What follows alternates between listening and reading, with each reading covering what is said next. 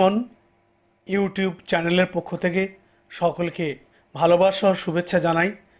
আমাদের আজকের আলোচ্য বিষয় সন্ন্যাসী ও ফকির বিদ্রোহ। সাধারণভাবে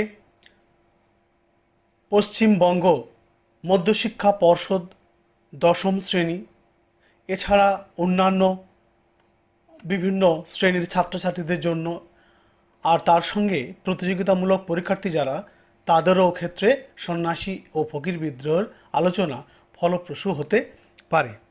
যাই হোক, আমরা শুরু করছি সন্ন্যাসী ও ফকির বিদ্রোহ। প্রথমে আমরা জানব বিদ্রোহী সন্ন্যাসী ও ফকিরদের উৎপত্তির ইতিহাস।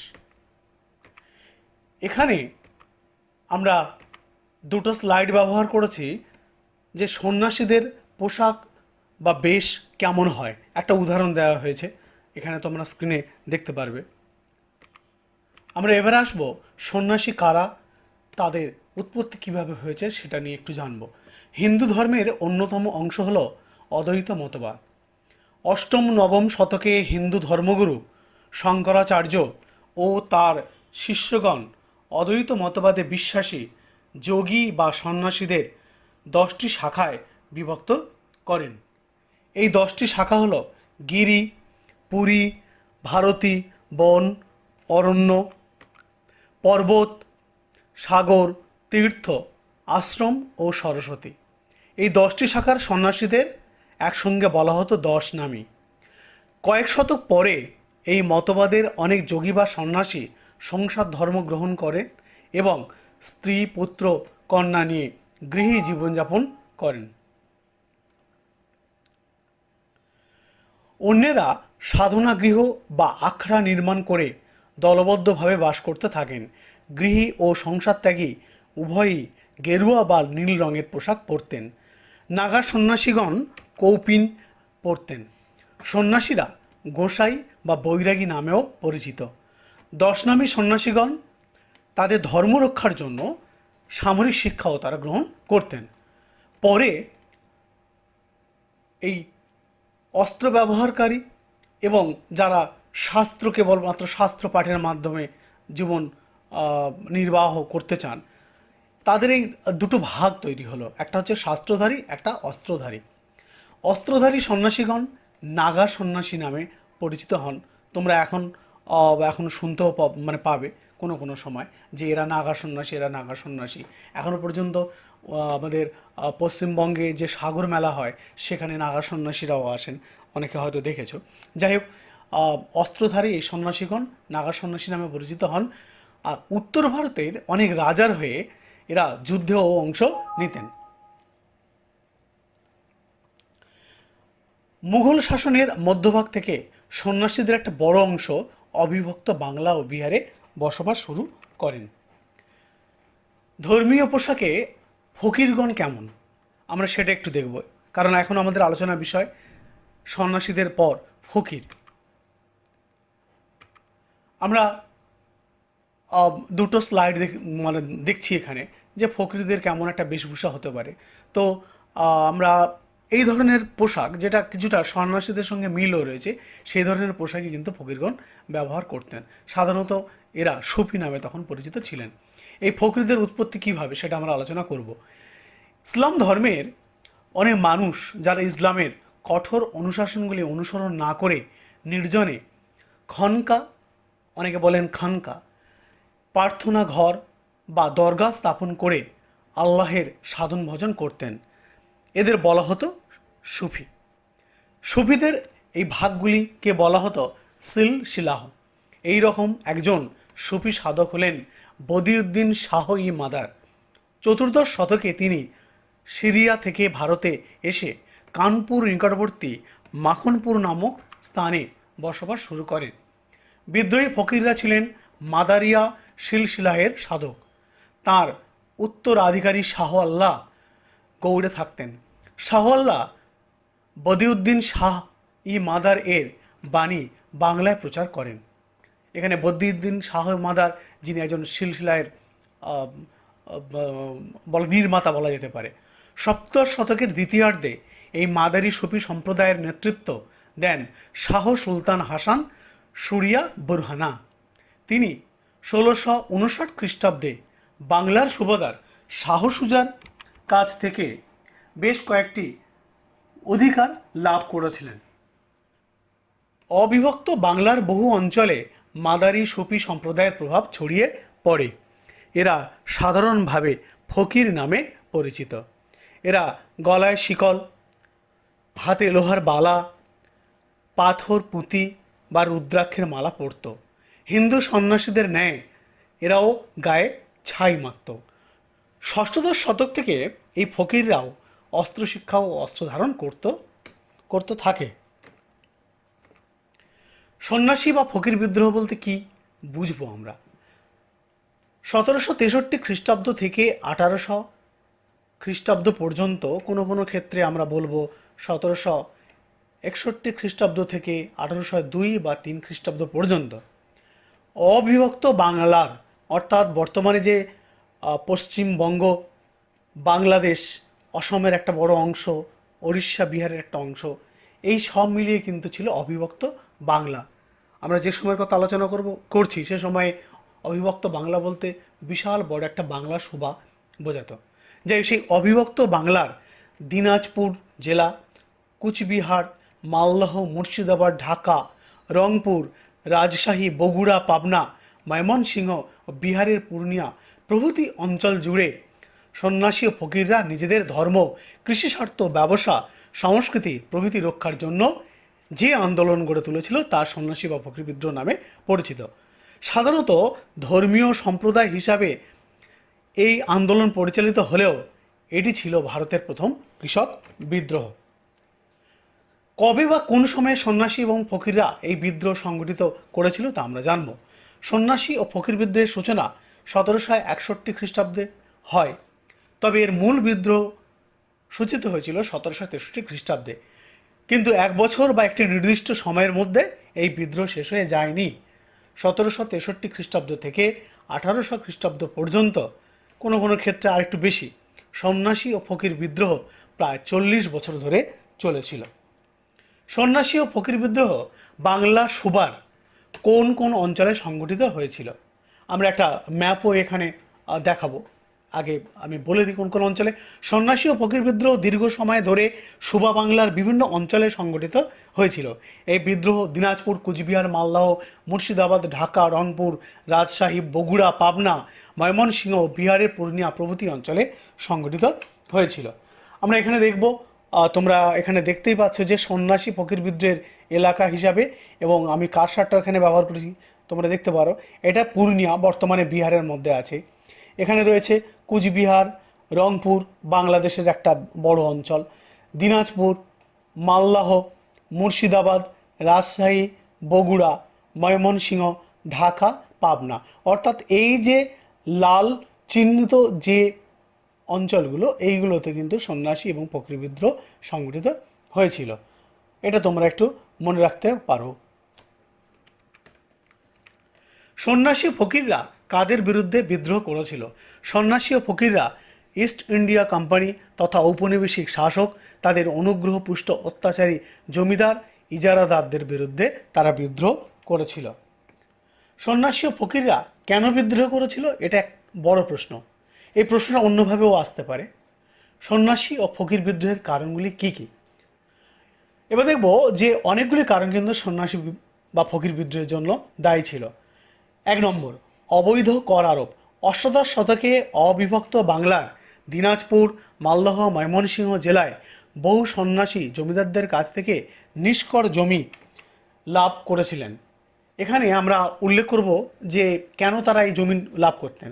সাধারণত অনেক জমিদার তাদেরকে জমি দিয়েছিলেন, এবং জমিদাররা মনে করতেন যে সন্ন্যাসীদের জমি দিলে তাদের ধর্মীয় পুণ্য হবে, তাদের মর্যাদা বাড়বে। এছাড়া তারা প্রতিবেশী কোনো প্রতিদ্বন্দ্বী জমিদার তাদের বিরুদ্ধে যখন তিনি লড়বেন, তখন সশস্ত্র সন্ন্যাসীদের তিনি সাহায্য পাবেন। যাই হোক, সন্ন্যাসীরা বংশ পরম্পরায় কোনো কর প্রদান না করে এই সকল জমি চাষ করতো, অর্থাৎ যে সকল জমি তারা জমিদারদের কাছ থেকে নিষ্কর হিসাবে পেত। অনেক ফকিরও এই সুবিধা ভোগ করত, অর্থাৎ কোনো কোনো অঞ্চলে কোনো জমিদার ফকিরদেরও এই জমি দান করেছিলেন। কিন্তু ঔপনিবেশিক শাসনের শুরুতেই এই নিষ্কর জমির উপর কর আরোপ করা হয়, ফলে সন্ন্যাসী ও ফকিররা ক্ষুব্ধ হয়ে ওঠে। 2. অত্যাচার। রাজস্ব বা খাজনা আদায়ের জন্য কোম্পানির ইজারাদাররা সন্ন্যাসী, ফকির এবং সাধারণ কৃষকদের উপর নিদারুণ অত্যাচার চালাতো। ঔপনিবেশিক শাসকগণ সন্ন্যাসী ও ফকির উভয় সম্প্রদায়ের উপর তীর্থকর আরোপ করে এবং দান গ্রহণের উপর নিষেধাজ্ঞা জারি করেছিল। এটা ছিল ধর্মীয় স্বাধীনতার পরিপন্থী।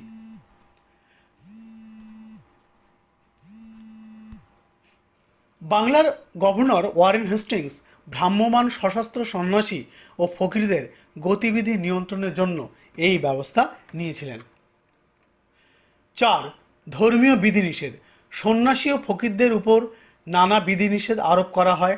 সন্ন্যাসীরা কুম্ভ মেলায় স্নান, গঙ্গা ও করতোয়ায় স্নান, অশোক অষ্টমীতে ব্রহ্মপুত্রে স্নান, বগুড়ার বারুণী উৎসবে যোগদান করত। অন্যদিকে ফকিররা মালদহের আদিনা মসজিদ, পূর্ণিয়ার নেক সর্দারের দরগা, বগুড়ার মহস্তানগড়ে হজরত শাহ সুলতান মাহমুদ বলখির মাজার, সিলেটের শাহজালালের দরগা প্রভৃতি স্থানে এরাও তীর্থ করতে যেতেন।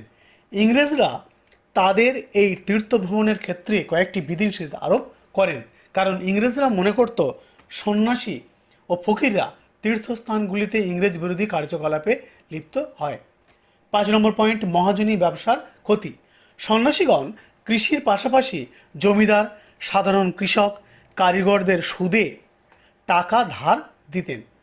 অর্থাৎ সন্ন্যাসীরা তারা টাকা সংগ্রহ যেভাবেই হোক না, উদ্বৃত্ত টাকা তাদের থাকতো, সেই টাকা তারা জমিদারদের, মানে এটা বেশ বড়ই কথা, জমিদারদেরও তারা টাকা ধার দিতেন। এছাড়া সাধারণ কৃষক, কারিগররাও তাদের কাছ থেকে সুদে টাকা ধার নিত। অনেক জমিদার যথাসময়ে ইংরেজদের রাজস্ব না দিতে পেরে সন্ন্যাসীদের কাছ থেকে চড়া সুদে টাকা ধার নিত।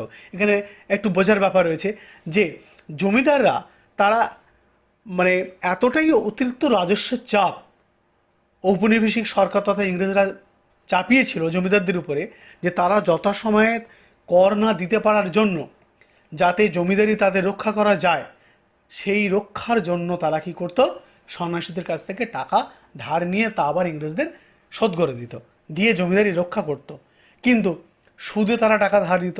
একটা সময় এমন হতো যে তারা সন্ন্যাসীদের কাছ থেকে যে টাকা ধার নিয়েছিল তার শোধ করতে পারতো না সুদসহ।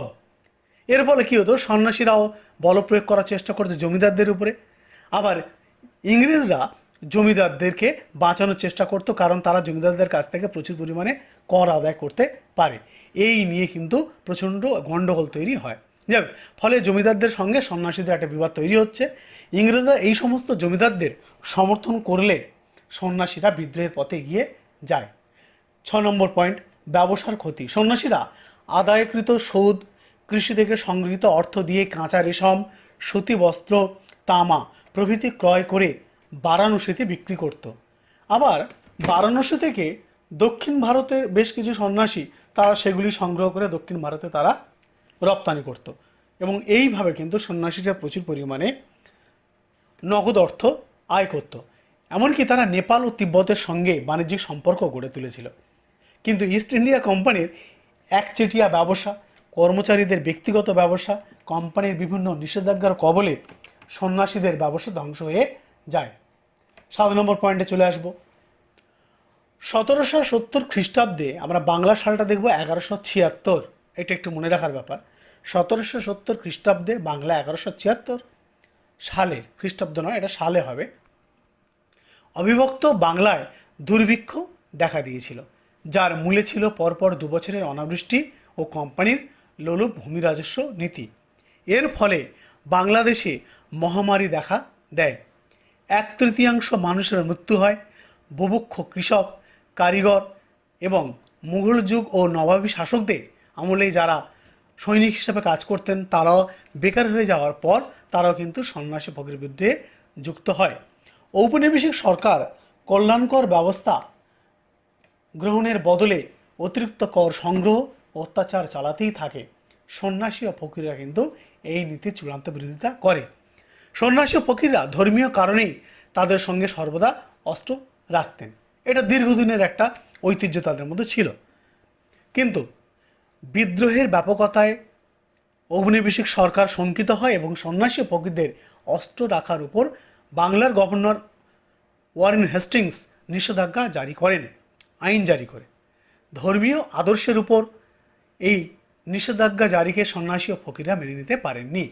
এভাবে একাধিক কারণে সমন্বয়ে আমরা দেখব সন্ন্যাসী এবং ফকিররা এবং তাদের সঙ্গে সর্বশান্ত অর্থাৎ যারা জমিদারি হারিয়েছেন এমন জমিদার, সাধারণ কৃষক, তারা সংগ্রামের পথে অবতীর্ণ হচ্ছেন। সন্ন্যাসী ও ফকির বিদ্রোহের ঘটনাবলীর একটা ঝলক আমরা দেখব। 1761 খ্রিস্টাব্দ সন্ন্যাসীরা বীরভূমের আসাদুজ্জামান ও বর্ধমানের মহারাজার সঙ্গে মিলিত হয়ে কোম্পানির সিপাহীদের বিরুদ্ধে সংঘর্ষে লিপ্ত হয়। এটা প্রথম 61, কিন্তু এটা খুবই গুরুত্বপূর্ণ নয়, কিন্তু 63 থেকে গুরুত্ব অনেক বেশি বৃদ্ধি পাচ্ছে। তার কারণ 1763 খ্রিস্টাব্দে বাখরগঞ্জে কোম্পানির কুঠি আক্রমণ করে সন্ন্যাসীরা এবং কোম্পানির প্রতিনিধি মিস্টার কেলিকে অবরুদ্ধ করে। 1763-তে আরও একটা ঘটনা ঘটছে। ঢাকার ইংরেজ কুঠি আক্রমণ করলে সেখানকার কুঠির প্রধান লেস্টার পালিয়ে আত্মরক্ষার চেষ্টা করেন। পরে ক্যাপ্টেন গ্রাহাম এই কুঠি উদ্ধার করেন। এই বছরেই সন্ন্যাসীরা রাজশাহীর বোয়ালিয়ার কুঠি আক্রমণ করে কুঠিয়াল জেমস বেনেটকে পাটনাতে বন্দি করে নিয়ে যান এবং পরে তাঁকেও হত্যা করেন। 1765 খ্রিস্টাব্দে কুচবিহারের উত্তরাধিকার সংক্রান্ত একটা প্রশ্নে, অর্থাৎ ওখানে সিংহাসনে কে বসবে, কুচবিহারের তখন অনেকটা রাজতান্ত্রিক ব্যাপারটা রয়েছে, কুচবিহারের সিংহাসনে কে বসবে এটাই নিয়ে সেখানে নিজেদের মধ্যে একটা অন্তর্দ্বন্দ্ব চলছে। ঠিক সে সময় সন্ন্যাসী রামানন্দ গোসাই এই সমস্যার মধ্যে যুক্ত হয়ে পড়েন এবং যখনই তিনি যুক্ত হয়ে পড়ছেন এক পক্ষের হয়ে অপর পক্ষ হয়ে ইংরেজরা লড়ছেন এবং সেখানে ক্যাপ্টেন মরিসনের সঙ্গে দ্বন্দ্বে কিন্তু রামানন্দ গোসাই পরাস্ত হন। 1767 খ্রিস্টাব্দ সন্ন্যাসীরা রংপুরে লুটতরাজ চালায়। 1769 খ্রিস্টাব্দ ক্যাপ্টেন ম্যাকেঞ্জি সন্ন্যাসীদের বিরুদ্ধে অগ্রসর হলে সন্ন্যাসীরা নেপালে পালিয়ে যায়। 1769 আরেকটা ঘটনা, শীতের সময় সন্ন্যাসীরা আবার বিদ্রোহ করলে ক্যাপ্টেন কিথ বিদ্রোহ দমনের জন্য আসেন, কিন্তু তিনি নিহত হন। 1771 খ্রিস্টাব্দ, এটা একটা গুরুত্বপূর্ণ বিষয়। আমরা এটাকে একটা সন্ন্যাসী ও ফকির বিদ্রোহের মাইলস্টোন বলতে পারি। তার কারণ 1770 খ্রিস্টাব্দ তথা বাংলা 1176 সালে যে 76-এর মন্বন্তর দেখা দিল, তার ফলে বহু জমিদার নিঃস্ব হয়ে যায়, বহু কৃষক, কারিগর, নিঃস্ব চাষি তারা কিন্তু সন্ন্যাসী এবং ফকিরদের সঙ্গে বাধ্য হয়ে যুক্ত হয়েছিলেন। ফকিররা সন্ন্যাসীদের সঙ্গে এদের সমন্বয় এই বিদ্রোহকে কিন্তু তীব্রতর করে তোলে।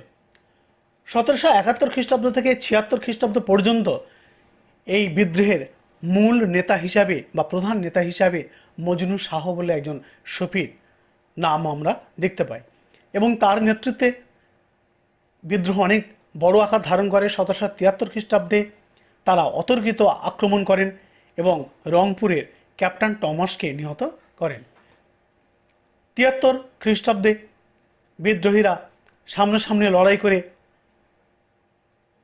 ক্যাপ্টেন ডগলাসকে নিহত করেন এবং ক্যাপ্টেন এডওয়ার্ডস নিখোঁজ হয়ে যান। 1776 খ্রিস্টাব্দ মজনু শাহের নেতৃত্বে বগুড়ার সুপারভাইজার গ্ল্যাডউইনের বিরুদ্ধে যুদ্ধ হয়। এবছর তিনি মহাস্থানগড়ে একটি দুর্গ গড়ে তোলেন, অর্থাৎ মজনু শাহ একটা দুর্গ গড়েছিলেন। 1782 খ্রিস্টাব্দ মজনু শাহের নেতৃত্বে ময়মনসিংহে বিদ্রোহ তীব্র হয়ে ওঠে। অবশ্য শেষ পর্যন্ত মজনু শাহ ও তার দলবল জঙ্গলে পালিয়ে যেতে বাধ্য হন। 1785 খ্রিস্টাব্দ এই বছর এক যুদ্ধে মজনু শাহ পরাজিত হন। এরপর তারা দুটি দলে বিভক্ত হয়ে নতুন যুদ্ধ কৌশল নেন। মজনু শাহ নিজে নেতৃত্ব দেন ময়মনসিংহে এবং মুসা শাহ উত্তরবঙ্গে নেতৃত্ব দেন। 1786 খ্রিস্টাব্দ পরপর দুটি সংঘর্ষ হয়। বগুড়া জেলায় মঞ্জুরার যুদ্ধে ইংরেজ সেনার গুলিতে মজনু শাহ প্রচণ্ড আঘাত পান এবং পৈতৃক জন্মস্থান কানপুরে তিনি চলে যান। 1787 খ্রিস্টাব্দে তার মৃত্যু হয় এবং তার মৃত্যুর পর সন্ন্যাসী ফকির বিদ্রোহের মধ্যে নিদারুণ কিন্তু একটা শূন্যতার অভাব সৃষ্টি হয়। 1787 খ্রিস্টাব্দ মজনু শাহের মৃত্যুর পর মুসা শাহ, করিম শাহ, চিরাগ আলী, পরাগল শাহ বিদ্রোহের নেতৃত্ব দেন। আবার এই বছরই বিদ্রোহে যোগ দেন ভবানী পাঠক এবং দেবী চৌধুরানী। এরা ছিলেন জমিদার সম্প্রদায়। ভবানী পাঠক এবং দেবী চৌধুরানীর যোগ দেওয়ার সঙ্গে সঙ্গে সন্ন্যাসী ফকির বিদ্রোহ কিন্তু অনেক বেশি উজ্জীবিত হয়ে ওঠে। মজনু শাহের মৃত্যুর ফলে যে শূন্যস্থান তৈরি হয়েছিল তার অনেকটা কিন্তু ভরাট হয়ে যায় এই দুজনের যোগদানের ফলে। কিন্তু ভবানী পাঠক বেশি দিনে এই আন্দোলনের নেতৃত্ব দিতে পারেননি। এক সংঘর্ষে এবছরই তিনি নিহত হন এবং তার এই অসমাপ্ত কাজকে দীর্ঘদিন পর্যন্ত এগিয়ে নিয়ে গেছিলেন দেবী চৌধুরানী। যাই হোক, 1802 খ্রিস্টাব্দ পর্যন্ত এই বিদ্রোহ মোটামুটিভাবে চললেও তারপর থেকে ধীরে ধীরে এটি স্তীমিত হয়ে পড়ে। সন্ন্যাসী ফকির বিদ্রোহের এবারে আমরা দেখব দুর্বলতার কারণগুলি কী কী, অর্থাৎ এই বিদ্রোহ কেন সফল হয়নি বা এই বিদ্রোহ কেন ব্যর্থ হয়েছিল। বাহ্যিক ও অভ্যন্তরীণ উভয় কারণেই সন্ন্যাসী ফকির বিদ্রোহ শেষ পর্যন্ত স্তীমিত হয়ে যায়। এর মূল কারণগুলি হলো, প্রথমত, সন্ন্যাসী ফকির বিদ্রোহ একই সঙ্গে সকল স্থানে শুরু হয়নি। উপযুক্ত পরিকল্পনা পরিকাঠামো ছাড়াই এই বিদ্রোহ শুরু হয়, ফলে বিদ্রোহীদের মধ্যে যে বোঝাপড়া থাকা দরকার সেটা কিন্তু ছিল না, যার ফলে লড়াই করার শক্তি মজবুত হয়নি। দ্বিতীয়ত, সন্ন্যাসী ফকির, কৃষক, সাবেকি জমিদার, কর্মহীন সৈনিক, কারিগররা এই বিদ্রোহে সামিল হলেও তাদের উদ্দেশ্য বা লক্ষ্য এক ছিল না। বিদ্রোহে ফকিরদের মূল স্বার্থ ছিল ধর্মীয়, কৃষি যদিও ছিল, কিন্তু সন্ন্যাসীদের স্বার্থ ছিল কৃষি বাণিজ্যিক, যতটা না ধর্ম ছিল। অন্যদিকে মুঘল ও নবাবী শাসকদের আমলে কাজ করা কর্মচ্যুত অনেক সৈনিক যারা সন্ন্যাসী এবং ফকিরদের বিদ্রোহ বা দলে যোগ দিয়েছিলেন, তারা কিন্তু নিজেদের কাজটা ফিরে পেতে চেয়েছিলেন। এছাড়া এরা ধর্মীয় পোশাকে ছদ্মবেশী রূপে লুটতরাজ চালাতো, তাই অনেক সাধারণ মানুষ সন্ন্যাসী ফকিরদের বিদ্রোহকে কিন্তু ভালোভাবে নিতে পারেননি। তৃতীয়ত, ইংরেজদের উন্নত সামরিক কৌশল ও আধুনিক অস্ত্রশস্ত্রের কাছে সন্ন্যাসী ফকিরদের সাবেকি অস্ত্র কৌশল কাজে লাগেনি। চতুর্থত, খুদকাস্ত বা স্থায়ীভাবে বসবাসকারী কৃষকরা এবং পাহি কাস্ত বা ভবঘুরে কৃষকরা রাজস্ব কমানোর যে দাবি নিয়ে এই আন্দোলনে বা বিদ্রোহে যোগ দিয়েছিলেন, তাদের সেই আশায় আলো কিন্তু যখন ঝিমিয়ে পড়ল, তখন তারা এই বিদ্রোহ থেকেও আগ্রহ হারিয়ে ফেলে।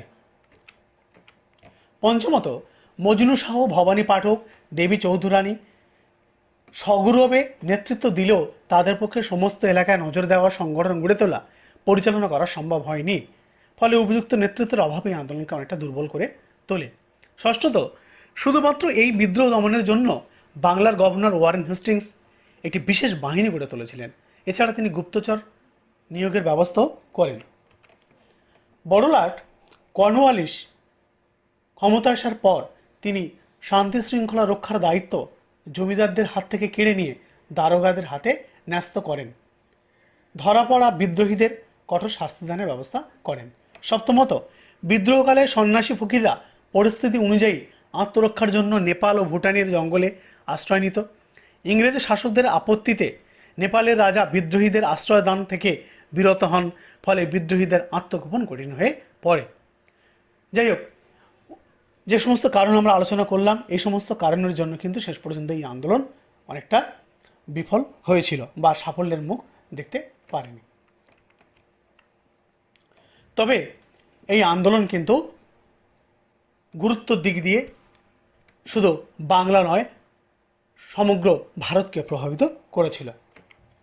সন্ন্যাসী ফকির বিদ্রোহের আমরা কয়েকটা বৈশিষ্ট্য দেখব। প্রথমত, সন্ন্যাসীরা ছিলেন 10 নামী ধর্মীয় সম্প্রদায়ভুক্ত। গৃহী বা আশ্রমিক হিসাবে তারা কৃষি ব্যবসাকে জীবিকা অবলম্বন করে ধর্মীয় চরিত্রকে বদলেছিলেন। দ্বিতীয়ত, দীর্ঘস্থায়িত্ব ছিল এই বিদ্রোহের অন্যতম বৈশিষ্ট্য। 1761 খ্রিস্টাব্দ থেকে 1800 খ্রিস্টাব্দ পর্যন্ত প্রায় 40 বছর এই বিদ্রোহ চলে। তৃতীয়ত, সন্ন্যাসী ফকিররা ছাড়াও এই বিদ্রোহে কৃষক, কারিগর, কর্মচ্যুত সৈনিক, ক্ষমতাচ্যুত জমিদাররা যোগদান করেন। ফলে এই বিদ্রোহের অন্যতম বৈশিষ্ট্য হয়ে ওঠে ধর্ম নয়, কৃষি ও সাধারণ বিষয়, চতুর্থত, হিন্দু ও মুসলমান এই দুটি বিপরীত ধর্মের মানুষ একত্রিতভাবে যে আন্দোলন গড়ে তুলেছিলেন তা যে কোনো সময় ধর্মীয় সমন্বয়ের প্রতীক হিসাবে চিহ্নিত হয়ে আছে। পঞ্চমত, এই বিদ্রোহের প্রধান লক্ষ্য ছিল ইংরেজ শাসন, ইংরেজদের মদতপুষ্ট জমিদার ও অত্যাচারী কর্মচারীদের বিরুদ্ধে। ষষ্ঠত, বিদ্রোহের প্রথম দিকে বিদ্রোহীরা বেশি সাফল্য পেলেও তারা কিন্তু তার রেশ ধরে রাখতে পারেননি। সপ্তমত, বিদ্রোহের নামে তারা অনেক সময় সাধারণ মানুষের ঘরেও লুটপাট চালায়, বিশেষত ছদ্মবেশী সন্ন্যাসী ও ফকিররা। তাদেরই অকারণ লুটপাট কিন্তু সাধারণ মানুষের কাছে গ্রহণযোগ্য হয়নি। এবারে আমরা আলোচনায় আসবো বিদ্রোহের প্রকৃতি বা চরিত্র কেমন ছিল। এটা ভীষণ ভীষণ গুরুত্বপূর্ণ একটা বিষয়। সন্ন্যাসী ফকির বিদ্রোহে কৃষক, কারিগর, সাবেকি জমিদার, কর্মচ্যুত সৈনিকরা যোগ দিলে এই আন্দোলনের চরিত্র অনেকটাই পরিবর্তিত হয়। সমকালীন সরকারি নথিপত্র, প্রতিবেদন, শাসকদের উল্লেখ থেকে বর্তমানকালের গবেষক পর্যন্ত এই বিদ্রোহের প্রকৃতি বা চরিত্র নিয়ে বিভিন্ন মতামত প্রদান করেছেন। যেমন বাংলার গভর্নর ওয়ারেন হেস্টিংস স্বয়ং এই বিদ্রোহকে হিন্দুস্তানের যাযাবর ও পেশাদার ডাকাতদের উপদ্রব বলে উল্লেখ করেছিলেন। হেস্টিংসের অনেক জীবনীকারও সন্ন্যাসীদের ডাকাত ও বিশৃঙ্খলা সৃষ্টিকারী বলে চিহ্নিত করেছেন। বিংশ শতকের তৃতীয় দশকে রায় বাহাদুর যামিনীমোহন ঘোষ তার বিখ্যাত গ্রন্থ সন্ন্যাসী and Fakir Raider in Bengal গ্রন্থে বিদ্রোহীদের দস্যু ও শান্তি ভঙ্গকারী হিসাবে নিন্দা করেছেন। অন্যদিকে ডব্লিউ হান্টার, এডওয়ার্ড ও গ্যারেট প্রমুখ এই বিদ্রোহকে কৃষক বিদ্রোহ বলে অভিহিত করেছেন। লেস্টার হাচিনসনের মতে এই বিদ্রোহের লক্ষ্য ছিল বিদেশিদের হাত থেকে নিজে দেশ ও ধর্মকে রক্ষা করা। তার মতে 100 বছর পর বাংলায় যে বিপ্লববাদী আন্দোলন শুরু হয়, এই বিদ্রোহ ছিল তার অগ্রদূত। মার্ক্সবাদী ঐতিহাসিক সুপ্রকাশ রায় এই বিদ্রোহকে গণসংগ্রাম বলে অভিহিত করেছেন। তার মতে সন্ন্যাসী ও ফকিরদের সাথে কৃষক, কারিগররাও এই সংগ্রামে যোগ দেন। এ দাশগুপ্তা তার সন্ন্যাসী and Fakir Riders of Bengal গ্রন্থে দেখিয়েছেন 76-এর মন্বন্তর ও কোম্পানির আর্থিক শোষণের ফলে কৃষকরা মরণাপন্ন হয়ে ওঠে এবং এই বিদ্রোহে যোগদান করে। সাম্প্রতিককালের গবেষণায় অনেকে দেখিয়েছেন যে এই বিদ্রোহ কোনো মতে সামন্ত বিরোধী ছিল না। বিদ্রোহীরা প্রাক ঔপনিবেশিক যুগে যে সকল সুযোগ সুবিধা ভোগ করছিলেন তা ফিরে পেতেই এই বিদ্রোহে সামিল হন। সন্ন্যাসী ফকির বিদ্রোহের গুরুত্ব আমরা আলোচনা করব। ভারত ইতিহাসে সন্ন্যাসী ফকির বিদ্রোহের গুরুত্ব অতি তাৎপর্যপূর্ণ। প্রথমত, সন্ন্যাসী ফকির বিদ্রোহের মধ্যে ধর্মের ইঙ্গিত থাকলেও এই বিদ্রোহ পরবর্তীকালে স্বতঃস্ফূর্ত কৃষক বিদ্রোহের রূপ নিয়েছিল। দ্বিতীয়ত, বঙ্কিমচন্দ্র চট্টোপাধ্যায় এই বিদ্রোহের প্রেক্ষাপটে আনন্দমঠ ও দেবী চৌধুরানী উপন্যাস রচনা করেন। এগুলি বৈপ্লবিক মতাদর্শ জন্ম দেওয়ার ক্ষেত্রে ভীষণ ভালো কাজ করেছিল। তৃতীয়ত, সন্ন্যাসী ফকির বিদ্রোহকে অনেক ঐতিহাসিক ভারতের প্রথম কৃষক সংগ্রাম বলে অভিহিত করেছেন। প্রাথমিক পর্বে এটি সামগ্রিকভাবে কৃষিভিত্তিক বিদ্রোহ না হলেও, অর্থাৎ প্রথম দিকে ধর্মকে দিয়ে শুরু হলো, পরে এটি কিন্তু বিপন্ন কৃষক, ক্ষমতাচ্যুত জমিদারদের যোগদানে কৃষক বিদ্রোহের চরিত্রে রূপান্তরিত হয়েছিল। চতুর্থত এবং শেষ, ধর্মীয় সমন্বয় ও এই বিদ্রোহের বিভিন্ন আদর্শ পরবর্তী বিদ্রোহ আন্দোলনগুলিকে অনুপ্রেরণা দিয়েছিল। আমাদের সন্ন্যাসী ও ফকির বিদ্রোহের আলোচনা আজকের মতো সমাপ্ত হলো। সবাইকে ধন্যবাদ।